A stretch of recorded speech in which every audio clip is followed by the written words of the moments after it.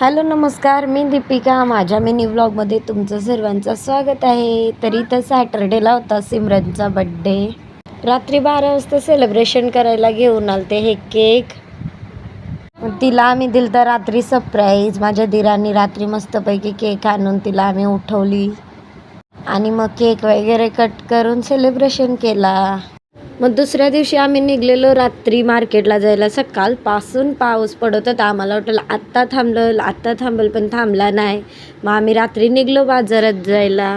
मग इथे हे बाजारात थांबलेले भाजी घ्यायला. मी तर काय खाली उतरत नाही, मला पावसात भिजायला आलता कंटाळा. मग यांनाच उतरवलेली, जा बरं तुम्हीच घेऊन या भाजी. मग नंतर गेलो आम्ही मस्त केकच्या दुकानात आणि इथून आम्ही चॉकलेट केक पसंत केला आणि घेऊन गेलो घरी.